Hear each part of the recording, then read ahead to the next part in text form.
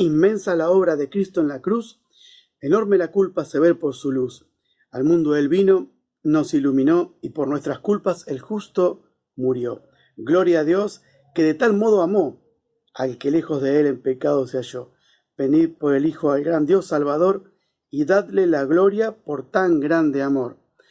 Son las estrofas del himno 342, que nos habla de luz, de iluminación. Y me hacía pensar en qué deberíamos hacer cuando entramos a un lugar oscuro, en donde no tenemos visión, en donde no tenemos luz, en donde nos es difícil caminar porque no vemos. Prendemos la luz, ¿verdad? Ya sea eléctrica o de linterna, pero prendemos una luz. Lo mismo hacemos cuando no entendemos algo en la vida espiritual. Abrimos la Escritura, abrimos la palabra de Dios, y se me viene a la mente el texto que me enseñaba mi maestra de escuela dominical cuando yo era muy chico: lámpara es a mis pies tu palabra y lumbrera a mi camino. Salmo 119, 105. Qué salmo, qué versículo tan luminoso para lo que vamos a hacer ahora. Porque vamos a entrar a un lugar donde en plena oscuridad espiritual hay luz maravillosa de la presencia y la palabra de Dios. Bienvenidos, hermanos de Pavón, a otro encuentro con la palabra de Dios, con la Escritura. Vamos a hacer un pequeño recorrido, muy breve por el tiempo que tenemos, por el libro de los Hechos, en el capítulo 8 y en el capítulo 9, donde vamos a ver dos conversiones muy conocidas, pero muy particulares de la forma que sucedieron. Y me refiero al caso de Felipe y el etíope. Es una conversión de la que muchos hemos leído, de lo que mucho se ha hablado, pero me gustaría comentarles tres aspectos que intervienen en esta conversión. Y uno es la obra del Espíritu Santo, el primer factor del que podemos hablar, del que podemos echar luz a esta zona de oscuridad, y es la del Espíritu Santo, porque se nos presenta a Felipe, que es el segundo diácono elegido por los apóstoles en ese momento. Y recuerden que Esteban, el primer diácono, que fue también el primer mártir de la iglesia primitiva, fue apedreado por una multitud que escuchó las verdades del Evangelio, que escuchó lo que no les gustaba oír, y se taparon los oídos y arremetieron contra Esteban y lo apedrearon hasta morir. Y el Espíritu Santo de Dios también ya estaba actuando sobre esta situación, Dios mismo a través de su Espíritu. Y se nos muestra a Felipe en este capítulo 8 que Dios usa de una manera extraordinaria, porque ahora Felipe llega a ser un testigo en el extranjero. El Señor Jesús había dicho que debían ser testigos en Jerusalén, en Judea, en Samaria, hasta el último de la tierra. Bueno, ahora vemos que la palabra va hasta Samaria, porque Felipe se traslada y el Evangelio llega ahora hasta una ruta que era muy usada. Va a bajar Felipe al sur, a Gaza, al Mediterráneo, y va a transitar una ruta muy usada entre Egipto y Etiopía, una vía común, corriente, la ruta usual. Y en esta ruta, que es desértica, van a suceder cosas realmente maravillosas. Y dice el pasaje de Hechos, capítulo 8, versículo 5, si me acompañan en la lectura: entonces Felipe descendió a la ciudad de Samaria y predicaba a Cristo. Y la gente unánime escuchaba atentamente las cosas que decía Felipe, oyendo y viendo las señales que hacía. Porque de muchos que tenían espíritus inmundos salían estos dando grandes voces, y muchos paralíticos eran sanados. Así que había gran gozo en aquella ciudad. Y había gran gozo en una ciudad donde se predicaba el Evangelio. Y había persecución también, porque claro, después de la muerte de Esteban hubo persecución, pero el Espíritu de Dios estaba obrando en esta zona. Dios mismo estaba obrando, y Felipe era el instrumento. Ahora Felipe se va al extranjero, y tiene que salir de un lugar donde hay un gran movimiento de fe, un gran movimiento del Espíritu de Dios, un gran movimiento y muchas conversiones y muchas señales de parte de Dios. Y se va a un lugar solitario. Sin embargo, en ese lugar solitario, Dios le tiene preparada una misión. Cuando allí llega a este desierto, a esta ruta entre Egipto y Etiopía, Dios lo usa de una manera maravillosa. Miren, el versículo 27 nos dice que él se levantó. Perdón, el versículo 26 dice: un ángel del Señor habla a Felipe diciendo: levántate y ve hacia el sur por el camino que desciende de Jerusalén a Gaza, el cual es desierto. Entonces él se levantó y fue. Él lo dijo: ¿cómo voy al desierto? ¿Y qué voy a tomar allá? ¿Y habrá conexión de Wi-Fi? ¿Y tendremos señales de celular en el desierto? ¿Y si me muero de frío a la noche? No, él no pensó eso. Él fue. Dice la Escritura que él se levantó y fue. Así de dispuestos nos quiere el Señor cuando nos va a encomendar una tarea. Y sucedió que un etíope eunuco funcionario de Candace, de la reina de los etíopes, el cual estaba sobre todos sus tesoros, o sea, era el secretario del tesoro, había venido a Jerusalén para adorar.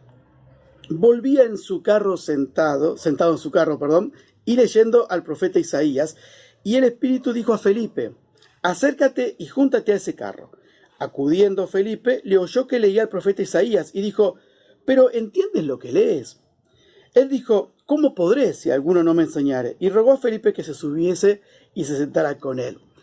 Vemos a Felipe en el desierto, seguramente con su mochila, con sus atavíos a la espalda y al estilo mochilero.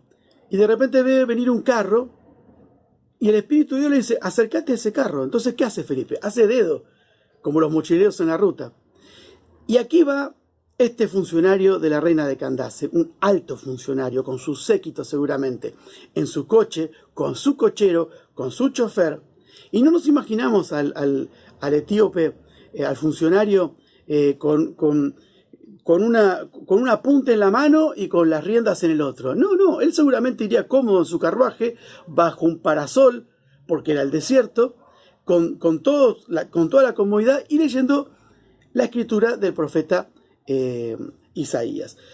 Él fue a adorar a Jerusalén, era prosélito, nos dice la escritura, y él fue y le gustó tanto estar ahí, que se trajo un ejemplar, que por supuesto, como era un funcionario, se lo dieron, un ejemplar de las Escrituras. No todo el mundo tenía un ejemplar de las Escrituras en esas épocas. No sé si se lo dieron, si lo compró, pero él se lo trajo de recuerdo. ¿Vieron cuando vamos a un lugar que nos gusta mucho? Nos traemos alfajores, nos traemos un pin, una calcomanía para el auto, nos traemos algún salame y queso si vamos a Tandil, nos traemos un chivito de Malargüe si vamos a Mendoza, porque dicen que los mejores chivitos se comen ahí. ¿Cómo no traernos uno de recuerdo? Una pata de cordero si vamos a la Patagonia, ¿por qué no? El cordero patagónico es el más rico. No, el etíope se trajo una copia de las Escrituras y venía leyendo Isaías, claro, un texto totalmente desconocido para él. Él era etíope, no era judío. Sin embargo, él venía leyendo la Escritura. ¿Y por qué digo que cuando el Espíritu Santo está ahí, las cosas pasan así? Porque el Espíritu usaba la palabra de Dios para que el etíope vaya ablandando su corazón y leyendo lo que leía. Y claro, el Espíritu de Dios le dice a Felipe que se acerque al carro, porque evidentemente el etíope no entiende. Y Felipe le pregunta, escuchando que él leía, seguramente leía en voz alta, porque repetía una y otra vez y lo que leía y no lo entendía. ¿Entendés lo que lees?, le dice. Y no, ¿y cómo voy a entender si nadie me explica?, dijo el etíope. Tenía razón. Entonces Felipe sube al carro, lo invita al etíope a subir. Increíble, ¿no? ¿Quién invitarías a un desconocido en el medio de la ruta que anda todo polvoriento del desierto a que se te subas a tu auto y lo llevas no sabes hasta dónde? Es el Espíritu de Dios obrando. El etíope sube a Felipe y lo lleva en su carro. Entonces Felipe dice, el pasaje de la Escritura que leía es este, dice la Escritura en el versículo 32 de nuestras Biblias: como oveja a la muerte fue llevado, y como cordero mudo delante de que lo trasquila, así no abrió su boca. En su humillación no se hizo justicia, mas su generación, ¿quién la contará? Porque fue quitada de la tierra su vida. Respondiendo el eunuco a Felipe, te ruego que me digas, ¿de quién dice el profeta esto? ¿De sí mismo o de algún otro? Entonces Felipe, abriendo su boca y comenzando de esta escritura, le anuncia el Evangelio de Jesús. Le anuncia el Evangelio de Jesús a un extranjero. ¡Qué maravilla! Habiendo tantos judíos en donde él estaba, él anunciaba el evangelio ahora a un extranjero. Era un evangelio de exportación, se iba al extranjero ahora el evangelio. El Señor Jesús dijo: me seréis testigos en Jerusalén, en Judea, en Samaria y hasta el último de la tierra. Ahora Felipe le está predicando a un etíope, a un extranjero. Y yendo por el camino, llegan a cierta agua. Fíjense cómo le predicó el evangelio, cómo el Espíritu Santo usó la palabra de Dios para crear un hijo de Dios. Dice: aquí hay agua, dijo el etíope. Entendió lo del bautismo, entendió. Qué discipulado perfecto que hizo Felipe en tan breve tiempo. En el camino, dice: ¿qué impide que yo sea bautizado? Hasta el etíope entendió la necesidad de servir a Dios, de bautizarse y de ser un cristiano. Entonces manda parar el carro el etíope. Y Felipe le dice, versículo 37, Felipe dijo: si crees de todo corazón, bien puedes. Si crees de todo corazón, hay que creer de todo corazón para ser cristiano. No puedes creer a medias, no puedes quedar medio convertido. O te convertís o no te convertís, o te convences, que es peor, y después no te convertís. Y te parece que sos cristiano, pero no sos cristiano, no sos un cristiano. Felipe le dijo al etíope: si crees de todo corazón, bien podés bautizarte. Si crees en Cristo, obviamente, no en el bautismo, sino en Cristo. Y respondiendo, dijo: creo que Jesucristo es el Hijo de Dios. Esta es la respuesta indicada. Esta es la respuesta exacta para ser un hijo de Dios, creer en Jesús. Y mandó parar el carro, y descendieron ambos al agua, Felipe y el eunuco, y le bautizó. Cuando subieron del agua, el Espíritu del Señor arrebató a Felipe, y el etíope eunuco no lo vio más, y siguió gozoso su camino. Siguió gozoso su camino hasta Etiopía. Y en Etiopía habrá sido tan grande el testimonio de este etíope, que no tenemos el nombre.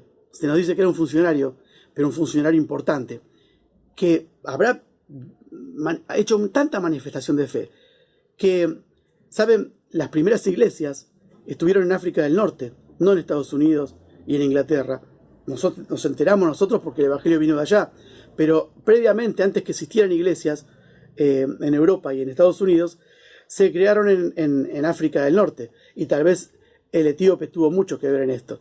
Pero no solamente Felipe y el etíope, el Espíritu de Dios actuando sobre alguien que se dispone a trabajar para Dios. Por eso yo decía que el primer elemento es la obra del Espíritu. Ahora, el segundo elemento para una conversión exitosa sería la palabra de Dios. Y en el carro, en el coche donde iba Felipe, ya estaba la palabra de Dios. Y el Espíritu de Dios actuaba para que esa palabra de Dios se entienda. Entonces, el tercer factor, nosotros, el individuo humano. ¿Cuál fue el factor para la conversión del etíope? Felipe. ¿Cuál fue el fundamento de esa evangelización? La palabra de Dios. Si no hay palabra de Dios, no puede haber un evangelio. Porque nos apoyamos en esta escritura, en la palabra de Dios. Sin la palabra de Dios, si el mensaje de la palabra de Dios no va a estar en el evangelio no debería ser predicado, porque sería hueco, porque no tiene fundamento. Porque si no, jamás podríamos entender. Toda la escritura fue inspirada por Dios, pero toda la escritura nos habla de Jesús. Jesús es el autor y consumador de la fe. ¿Saben? Si el factor humano no interviene, Jesús dijo que iba a hacer hablar hasta las piedras para que el evangelio se propague. Pero gracias a Dios que tenemos a Felipe, gracias a Dios que tenemos al tercer factor de la conversión, que es el instrumento humano. Ahora, las mismas condiciones se van a cumplir en el capítulo 9, que viene a continuación. Dice el capítulo 9, versículo 1, Saulo, respirando aún amenazas y muerte contra los discípulos del Señor, vino al sumo sacerdote y le pide cartas para las sinagogas de Damasco, a fin de que si hallase algunos hombres o mujeres de este camino, los trajese presos a Jerusalén. Mas yendo por el camino, aconteció que al llegar de Damasco, repentinamente le rodeó un resplandor de luz del cielo, y cayendo en tierra oyó una voz que le decía: Saulo, Saulo, ¿por qué me persigues? Y él dijo: ¿quién eres, Señor? Y le dijo: yo soy Jesús a quien tú persigues.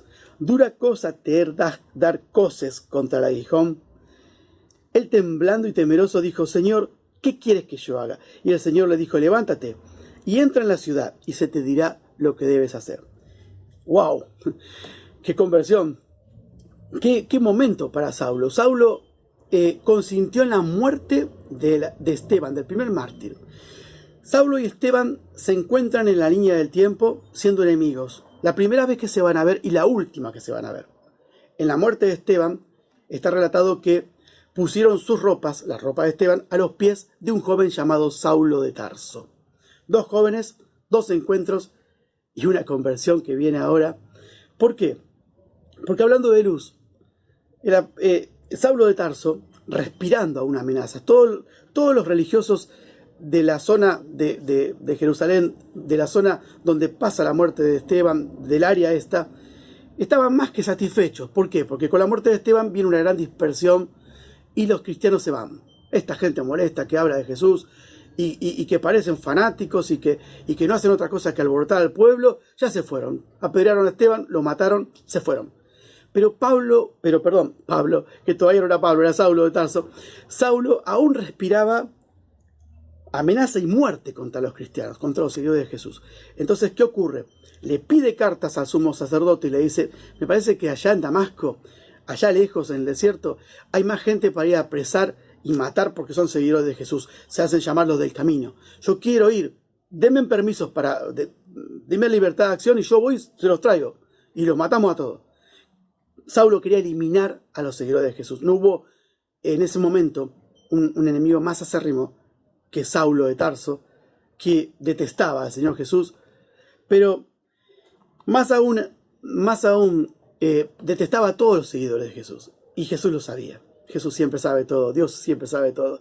Entonces, en el camino hacia Damasco, Jesús lo interpela, le interrumpe ese recorrido. Los cielos vuelven a abrirse y una voz del cielo habla. Y le dice, Saulo, Saulo, ¿por qué me persigues? Semejante luz voltea a Pablo al suelo y cae a tierra, con rostro en tierra, polvoriento. Y no es capaz de decir, ¿quién eres, Señor?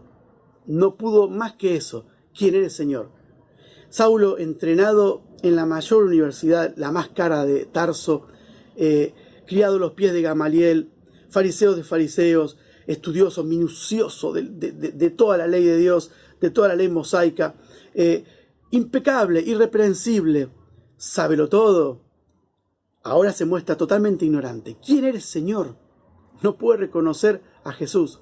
No sabía nada. Saben, cuando uno conoce a Jesús, cuando uno cree en Jesús, obtiene vida, vida en abundancia. Jesús mismo dijo, yo he venido para que tengan vida y la tengan en abundancia.